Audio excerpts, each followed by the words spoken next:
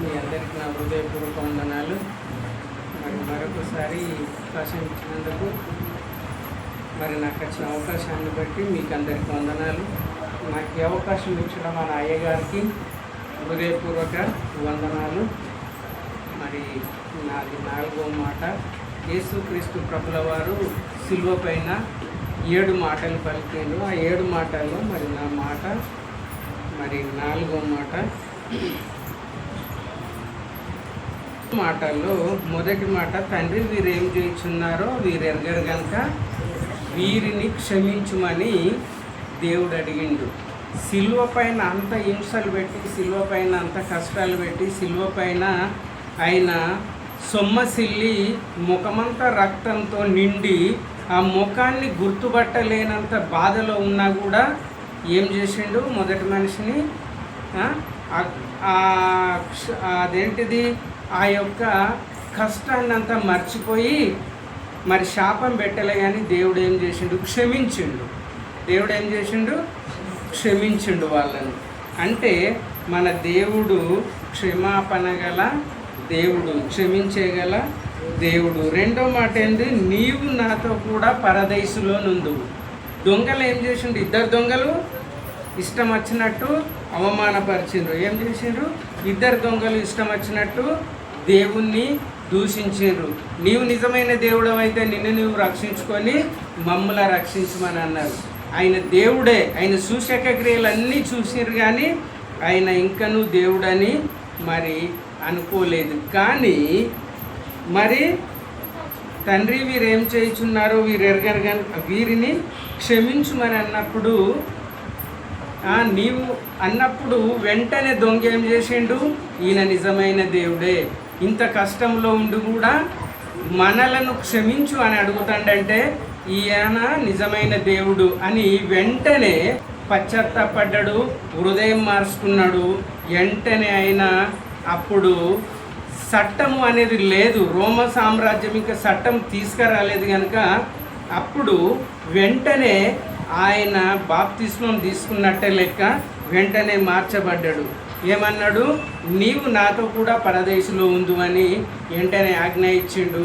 ఆ 2వ దొంగ మారు మనసు పొందిండు కాబట్టి మారు మనసుకు తగిన ఫలితం ఏంది? వెంటనే రక్షింపబడ్డాడు. ఆయన ఏమైండు? ఆ దొంగ పరదేశంలో దేవునితో కూడా ఉన్నాడు. 3వ మాట, తల్లిని యోహానుకు అప్పగిస్తూ ఉన్నాడు. ఏంటిది? బాధ్యత. దేవుడు పరిశుద్ధాత్మ ద్వారా మరియ కడుపులో జన్మించిండు గనక ఆ తల్లిని 33 సంవత్సరాలు తన ద్వారా పెంచబడి తన ద్వారా ఈ భూలోకంలో జీవించిండు గనక ఆ బాధ్యత తల్లిగా పిలువబడ్డది కనుక ఆ బాధ్యత ఎవరికి? ఆ యోహానుకు అప్పగించిండు. తన బాధ్యత తీర్చుకున్నాడు. అదే ఆదరణ, అదే తల్లి యొక్క ఆదరణ. నా మాట 4వ మాట చూసుకుందాం. మత్తయి సువార్త 27వ అధ్యాయం.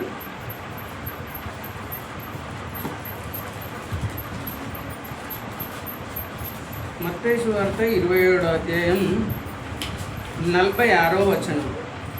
46వ వచనం. ఇంచుమించు 3 గంటలప్పుడు యేసు ఏలి ఏలి లామా సబక్త అని బిగ్గరగా కేక వేశాను. ఎందుకు? ఇప్పుడు హింసలు పెడతా ఉన్నారు, కష్టాలు పెడతా ఉన్నారు, పొడుస్తూ ఉన్నారు. వీపంతా దున్నబడ్డది. వీపంతా ఏమైంది? దున్నబడ్డది.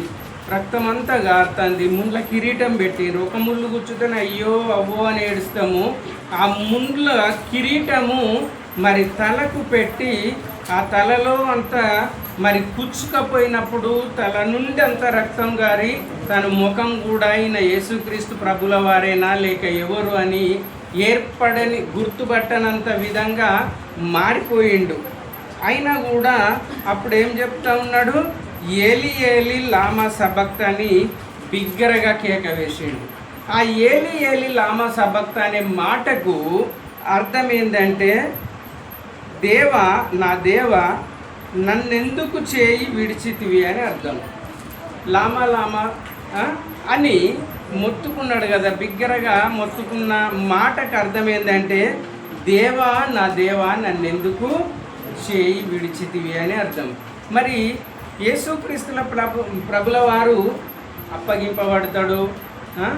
అప్పగింపబడతాడని తెలుసు, ఆయనను సిలువ వేస్తారని తెలుసు, ఆయనకు సమస్తము తెలుసు కనుక మరి ఆయన మరి ఇంకేం చేసిండు, ఈ మాట ఎందుకు అన్నాడు. ఇంకొకటి ఏంటంటే మార్కు సువార్త 15వ అధ్యాయం 34వ వచనం చూసుకున్నాక మనం ఇంకో కొంచెం మార్కు సువార్త 15వ అధ్యాయం మార్కు సువార్త 15వ అధ్యాయం 34, 33, 34 రేటు చూసుకున్నాం. మధ్యాహ్నం మొదలుకొని 3 గంటల వరకు ఆ దేశమంతా చీకటి గమ్మెను. 3 గంటలకు ఏలో ఏలో ఏలోయి ఏలోయి లామా సబక్త అని బిగ్గరగా కేక వేశాను. అక్కడ ఏలో ఏలో అక్కడ ఏలి ఏలి లామా సబక్త అన్నాడు, ఇక్కడ ఏలోయి ఏలోయి అని అన్నాడు. ఈ రెండు మాటలకు అర్థము ఒకటే, నా దేవా నన్నెందుకు చేయి విడిచితివి అని అర్థము. కనుక తండ్రి అయిన దేవుడు, కుమారుడైన దేవుడు, పరిశుద్ధాత్మైన దేవుడు, త్రిత్వంలో ఏకత్వం కలిగిన దేవుడు, తండ్రి అయిన యెహోవా దేవుడు మరి తండ్రి కుమారుణ్ణి మరి చేయి ఎందుకు విడిచిండు? మరి అంతకుముందు తండ్రి కుమారుడు ఇద్దరు ఏకంగా లేరా? మరి మనం కొంచెం చూసుకుందాం. మత్తయి సువార్త 26వ అధ్యాయం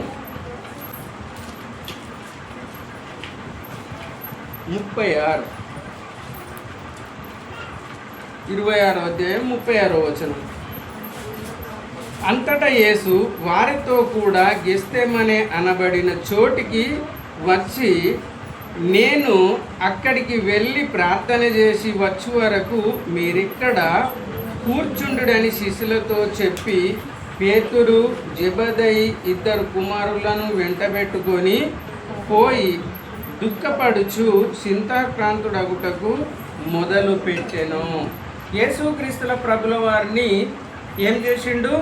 ఆయన గెస్తేమనే తోటకు వెళ్ళిపోయి ఈ శిష్యులందరితోటి మరి వెళ్ళిపోయిండు. 12 మంది శిష్యులను తీసుకొని పోయిండు. కానీ ఈ శిష్యులను కొందరిని ఇక్కడ ఉంచి 3 శిష్యులను మరి తీసుకొని ఆయన గెస్తేమనే ఆ యొక్క కొండకు వెళ్ళి అక్కడ ప్రార్థిస్తాడు. అక్కడ తండ్రితోటి వేడుకుంటాడు. ఆ ప్రార్థన ఏంది? తండ్రితోటి ప్రార్థన మొదలు పెడతాడు. అప్పుడు యేసు మరణమగు అంతా నా ప్రాణము బహు దుఃఖంలో మునిగి ఉన్నది అని ఆయన బహుగా దుఃఖపడుతూ మరి ప్రార్థన చేస్తాడు. ఇదే 26:42 వచనం చూద్దాం. 26:42 ఇదే మొదటి నుండి చూద్దాం. ఎక్కడి నుండి అంటే 40వ వచనం కాడికి వెళ్ళి చూసుకుంటుందాం. ఆయన మరలా శిష్యుల యుద్ధకు వచ్చి వారు నిద్రించుట చూసి, ఒక గడి అయినను నాతో కూడా మేలుకొని ఉండలేరా? మీరు శోధనలో ప్రవేశింపకున్నట్లు మెలకువగా ఉండి ప్రార్థన చేయండి. ఆత్మ సిద్ధమే కానీ శరీరం బలహీనమని పేతురుతో చెప్పి మళ్ళా 2వ మారు వెళ్ళి, నా తండ్రి, నేను దీన్ని త్రాగితేనే కానీ ఇది నా తండ్రి తొలగిపోవడం సాధ్యం కానేలా నీ చిత్తమే సిద్ధించను కాక అని ప్రార్థించి ఏమని ప్రార్థిస్తూ ఉన్నాడు దేవుడు? మళ్ళీ పోయి మరి ప్రార్థన చేస్తూ ఉంటే శిష్యులు నిద్రలో మంచిగా నిద్రమత్తులో ఉన్నప్పుడు ఏమన్నాడు? మీరు కొద్దినైనా మరి ప్రార్థన చేసుకుంటే మెలుకోగలిగి ఉండరా అని ఆయనను సంబోధిస్తూ దేవునితోటి ఏం చెప్తాడు? శరీరము మరి ఆత్మసిద్ధమే కానీ శరీరము బలహీనము అని పేతురుతో చెప్పిండు. ఎవరితోటి? తన శిష్యులతోటి. మీరు ప్రార్థన చేయుర్రి, నేను వచ్చేంత వరకు అని ఆయన ఏకాంతంగా కొండ మీదకి పోయి ప్రార్థన చేస్తూ, ప్రార్థన అయిపోయి మళ్ళీ వచ్చినాక మొదటిసారి ప్రార్థన అయిపోయి వచ్చేసరికి వీళ్ళు ఏం చేసిర్రు? మంచిగా నిద్ర పడుతుంటారు. అప్పుడు చెప్పిండు, ఏమని చెప్తా ఉన్నాడు శిష్యులతోటి? శరీరము మరి బలహీనము, ఆత్మసిద్ధమే కానీ శరీరము బలహీనము. మానవునికి శరీరము బలహీనము. ఆత్మ మనం ఏమంటాం, ప్రార్థన చేయాలి, పొద్దుగాలే లేచి ప్రార్థన చేయాలి, పొద్దున్నే లేచి ఏమో చేయాలి అనుకుంటాం, కానీ మళ్ళీ శరీరం బలహీనపరిచి మానవుణ్ణి దిగజారుస్తూ ఉంటుంది. కనుక దేవునికి తండ్రికి ఈయనకు మరి ప్రార్థన చేసుకుంటూనే ఉన్నారు. తండ్రి నా చేయి ఎందుకు విడిచినవు అని అడుగుతూ ఉన్నాడు. కనుక మరి ఎందుకు విడిచినవు అంటే ఆ శ్రమలు, అనేకమైన శ్రమలు ఉన్నాయి కాబట్టి ఆ శ్రమల్లో ఈ గిన్నె లెండి వెళ్ళుదాము, ఇదిగో నన్ను అప్పగించాడు, సమీపించి ఉన్నాడని వారితో చెప్పాను. ఏమున్నది, సమీపించడానికి సమయం సిద్ధంగా ఉన్నది. ఏం చేయాలి, ఆయనను సమీపించడానికి సిద్ధంగా ఉన్నారు. ఇప్పుడు ప్రార్థన చేసి ఆ కొండ మీద నుండి దిగొచ్చినప్పుడు మరి ఇస్కరియోత ముద్ద పెట్టుకోవాలి. ఆ ముద్ద పెట్టుకున్న వెంటనే ఈయనను అప్పగించాలి. అదే రాత్రి తీసుకొని పోయి వారు చిత్రహింసలు పెట్టుకుంటూ వాళ్ళు ఇష్టం వచ్చినట్టుగా మరి ఆయనను చేస్తారు. ఇదంతా కారణం ఎందుకు, ఇవన్నీ ఎందుకు జరగాలంటే మానవుని పాపము పరిహారం కావాలంటే నీతిమంతుడైన యేసుక్రీస్తు ప్రభుల వారి రక్తం చిందించితేనే తప్ప పాప పరిహారం లేదు. ఈ పాప పరిహారం కావడానికి యేసుక్రీస్తు సిలువ వేయబడాలి. ఇది లేఖనములో నెరవేర్పు. యేసుక్రీస్తుల ప్రభువారు భూలోకానికి రాకముందు మరి ప్రవక్తల నెరవేర్పు జరగడానికి కోసము ఇవన్నీ మరి సూచించబడ్డాయి. ఇదే చూస్తాము ఆమోసు గ్రంథము 8వ అధ్యాయం 9వ వచనం. ఆమోసు 8వ అధ్యాయం 9. ప్రభువైన యెహోవా సెలవిచ్చినది ఏమనగా, ఆ దినమున నేను మధ్యాహ్న కాలమందు సూర్యుని అస్తమింపజేయుదును, పగటి వేళను భూమికి చీకటి కమ్మజేయుదును. ఇదేంటిది, లేఖనములు నెరవేరుట కోసము మరి ఇదంతా జరుగుతూ ఉన్నది. ఏమని చెప్పిండు, ఇదే 26 మత్తయి 26లా, మత్తయి 27:45 చూద్దాం. మధ్యాహ్నం మొదలుకొని 3 గంటల వరకు దేశం మధ్యలో చీకటి కమ్మే. ఇక్కడ ఏం చెప్తా ఉన్నాడు ఆమోసు, యేసుక్రీస్తు ప్రభుల వారు భూలోకానికి రాకముందే ఈ వచనము మరి నెరవేర్చిండ్రు. ఇది చెప్పబడ్డది. ఆ చెప్పినది యేసుక్రీస్తు మరి మధ్యాహ్నం ఎప్పుడు, మధ్యాహ్నం మొదలుకొని 3 గంటల వరకు దేశమంతటా చీకటి కమ్మింది.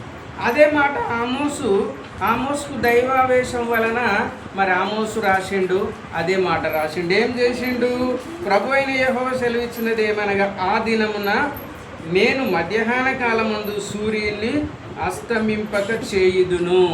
ఎవరు చెప్తా ఉన్నారు, తండ్రి అయిన దేవుడు ఎప్పుడైతే యేసుక్రీస్తు ప్రభుల వారు ఇక్కడ శ్రమలు అనుభవించే టైంలో మరి నేను కూడా ఏమన్నాడు, చీకటి కమ్మ చేస్తును అని అన్నాడు. అదే చీకట యెహోవా సెలవిచ్చిన మాట మరి ఇక్కడ నెరవేరింది. ఎక్కడ నెరవేరింది, యేసుక్రీస్తు ప్రభుల వారు సిలువ వేయబడ్డ టైములో మరి అప్పుడు చీకటి కమ్మింది. ఎందుకనగా లేఖనములు నెరవేరడానికి కోసము దేవుడు ఈ లోకానికి వచ్చి తండ్రి చిత్తాన్ని నెరవేర్చుట కోసం, మానవుని పాప పరిహారము చేయడానికి కోసం యేసుక్రీస్తు ప్రభుల వారు భూలోకానికి వచ్చిండ్రు. ఇంకొక వచనం చూసుకుందాం. కీర్తనల గ్రంథం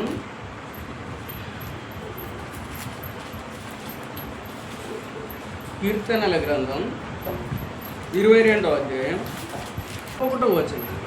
నా దేవా నీవు నన్ను ఎలా విడనాడుతుంది, నన్ను రక్షింపక నా ఆర్తధ్వని వినక నీవేలా దూరంగా ఉన్నావు. ఏమంటా ఉన్నాడు ఇక్కడ కూడా, మరి దేవా నా దేవా నీవు నన్ను ఎలా విడనాడితివి. యేసుక్రీస్తు ప్రభుల వారు అడిగిన మాట ఇది. ఎవరిని, తండ్రి అయిన దేవుడు యెహోవా అయిన దేవుణ్ణి, దేవా నా దేవా నీవు నన్ను ఎలా విడనాడితివి, నన్ను రక్షింపక నా ఆత్మధ్వని వినక నీవెలా దూరంగా నున్నావు అడుగుతా ఉన్నాడు. దేవా నన్ను కాపాడు, నన్ను దేవాన్ని చిత్తమైతే ఈ గిన్నె నా నుండి తొలగించుమని అడుగుతా ఉన్నాడు. ఏమంటా ఉన్నాడు, దేవాన్ని చిత్తమైతే ఈ గిన్నె నా నుండి తొలగించుము. మరి దేవుడు ఎడబాటు చేయకపోతే మన పాపము అనేది, మానవుని పాపము అనేది పోదు. కనుక ఆయన తండ్రి అయిన దేవుడు తన కుమారుని కంటే ఎక్కువగా లోకాన్ని ప్రేమించిండు, తన కుమారుని కంటే ఎక్కువగా నిన్ను నన్ను ప్రేమించిండు. కాబట్టి తన కుమారుని శ్రమలను దేవుడు లెక్క చేయలేదు, తండ్రి అయిన దేవుడు లెక్క చేయలేదు. ఆయనను మరి ఆయన చేయి విడిస్తేనే తప్ప మరి మనం దగ్గర అవుతాము, దేవుడు దూరం అవుతాడు. అప్పుడే మానవునికి పాప పరిహారం అనేది జరుగుతుంది, మానవునికి రక్షణ అనేది దొరుకుతుంది. యోహాను సువార్త 3వ అధ్యాయం 16వ వచనం. దేవుడు లోకం ఎంతో ప్రేమించను కాగా ఆయన తన అద్వితీయ కుమారునిగా పుట్టినవాని విశ్వాసం నుంచి ప్రతి వాడిని నశింపక నిత్య జీవం పొందినట్లు ఆయనను అనుగ్రహించింది, మనకు అనుగ్రహించను. దేవుడు లోకమును ఎంతో ప్రేమించిండు, దేవుడు లోకమును ఎంతో ప్రేమించిండు. లోకము అనగెవరు? సమస్త మానవాళి. సమస్తంలో మానవుని సృజించిండు, ఆ మానవుడే లోకంగా దేవుడు ఏర్పరచుకున్నాడు. కాబట్టి దేవుడు లోకమును ఎంతో ప్రేమించుండు, తన కుమారుని కన్నా నిన్ను నన్ను ఎంతగానో ప్రేమించుండు కనుక మరి ఆ దేవుడు మన కోసమై తన కుమారుణ్ణి అద్వితీయ కుమారుగా పుట్టిన వాని యందు విశ్వాసం ఉంచు ప్రతివాడు దేవుణ్ణి మన కోసము ఆ యొక్క శిలువ మ్రానుపై మరణించి తన మరణాన్ని తిరిగి లేచిన యేసుక్రీస్తుపై ఎవరైతే విశ్వాసం ఉంచుతారో మరి వాడే విశ్వాసం ఉంచు ప్రతివాడు నశింపక నిత్య జీవం పొందినట్లు ఆయనను మనకు అనుగ్రహించెను. ఆయనను మనకు అనుగ్రహించకపోతే మనకు నిత్య జీవం అనేది లేదు, ఆయనను మనకు అనుగ్రహించకపోతే మన పాప పరిహారం లేదు, ఆయనను మనకు అనుగ్రహించకపోతే మనకు రక్షణ అనేది లేదు. ఆ రక్షణ సువార్తే ఇవాళ మనలను ఎంతగానో మరి రక్షింపజేసింది. ఆయన కుమారుణ్ణి ఈ లోకం కోసము మరి మన కోసం పంపిండు, మన పాపముల కోసము మరి ఆయనను పంపిండు. ఆయన గొప్ప దేవుడు కనుక తన కుమారుణ్ణి లెక్క చేయక నిన్ను నన్ను ఏర్పరచుకొని నీవు నేను చేసిన పాపముల కోసము తన కుమారుణ్ణి ఆ శిలువపై మరి ఎంతగానో కష్టపెట్టిండు. తన చేయి విడిచినంతగా దేవుడా అయ్యా నా చేయి ఎందుకు విడిచినావు, నా ఆర్తోధ్వని నేను మొత్తుకునే నా కష్టం ఎందుకు వింటలేవంటే నువ్వు వెడబాపైతేనే మరి మనము దగ్గర అవుతాం. దేవుడు వెడబాటుగా చేస్తేనే తప్ప మరి కుమారుణ్ణి వెడబాటుగా చేస్తేనే నువ్వు నేను దేవునికి దగ్గర అవుతాం. కాబట్టి ఆయనను మరి మనలను ఆయన రోమపత్రిక 8వ అధ్యాయం 3వ వచనం. శరీరం అనుసరింపక ఆత్మను అనుసరించి నడుచుకుని మన యందు ధర్మశాస్త్ర సంబంధమైన నీతి విధి నెరవేర్చబడవలనని పాప పరిహారం నిమిత్తము దేవుడు తన సొంత కుమారుని పాప శరీరాకారంతో పంపి ఆయన శరీరమందు పాపమునకు శిక్ష విధించాడు. ఏం చేసిండు? పాప శరీరాన్ని, నీది పాప శరీరం, నాది పాప శరీరం, దేవుడి పాప శరీరంగా అయినది ప్రశస్తమైన ఏ కల్మషం లేని మరి ఆయన శరీరాన్ని పాప శరీరముగా ఆ పాప శరీరాన్ని తండ్రి కుమారుడైన దేవునికి అనుగ్రహించి ఆ పాప శరీరం ద్వారా మన భూలోకానికి ఆయనను పంపించి ఆయనను మన నిమిత్తము మన పాపముల నిమిత్తము మన అతిక్రమముల నిమిత్తము పాప శరీరిగా భూలోకంలో పుట్టిండు. భూలోకానికి పాప శరీరిగా భూలోకానికి పంపించిండు కనుక మరి మన పాపములు తీసేయడానికి ఆయన మన కోసం వచ్చిండు. అదే 8:31 వచనం చూస్తున్నాం. 31:8 ఇట్లుండగా దేవుడు మన పక్షంలో ఉండగా మనకు విరోధి ఎవడు? తన సొంత కుమారుని అనుగ్రహించడానికి వెనుక తీయక మనందరి కొరకు ఆయన అనుగ్రహించిన వాడు ఆయనతో పాటు సమస్తమును మనకెందుకు అనుగ్రహింపడు? ఎందుకు అనుగ్రహింపడు? ఆయన తన సొంత కుమారుణ్ణి మనకు అనుగ్రహించిండు. ఆయన సొంత కుమారుణ్ణి మన పాపముల కోసము మన అతిక్రమముల కోసము ఆయనను భూలోకానికి పంపించిండు. ఆయన మనకు అనుగ్రహించిండు కనుక యేసుక్రీస్తు ప్రభుల వారు మన కోసము ఏం చేయబడ్డాడు? నలగగొట్టబడ్డాడు. ఆయన శరీరము విరగగొట్టబడ్డది, పొడవబడ్డది. మరి మనము ప్రత్యేకించబడ్డ వాళ్ళము. మన పాస్టర్ గారు ఎప్పటికీ చెప్తాడు, మనం ఇక్కడ కూర్చున్నామంటే లోకం నుండి మనం ప్రత్యేకించబడ్డ వాళ్ళం. మన జీవితం కూడా లోకము నుండి ప్రత్యేకించబడ్డదిగా ఉండాలి. మన క్రియలు కూడా లోకం నుండి ప్రత్యేకించబడ్డ వాటిగా ఉండాలి. మనలను చూసినప్పుడు ఇంకేమన్నాడు, మీరు లోకమునకు వెలుగై ఉన్నారు అని చెప్తా ఉన్నాడు దేవుడు. కానీ మన క్రియలు మనము అనేది మనం లోకానికి వెలుగుగా ఉండి లోకంలో అయ్యో వీళ్ళంటే క్రైస్తవులు అనేరా ఉండాలి. కానీ మరి మన ద్వారా యేసుక్రీస్తుడు దేవుణ్ణి ఒకసారి సిలువ వేయబడ్డాడు, అయిపోయింది. కానీ మనం చేసే అతిక్రమముల వలన, మనం చేసే పాపముల వలన, మన క్రియల వలన ప్రతిసారి దేవుణ్ణి సిలువ వేయకుండా చూసుకోవాలని మరి మనం చేస్తూ నాకు ఇచ్చిన ఈ కొద్ది అవకాశాన్ని మరి అప్పచెప్తూ మీరు ఓపికతో విన్నందుకు మీకు నా హృదయపూర్వక వందనాలు.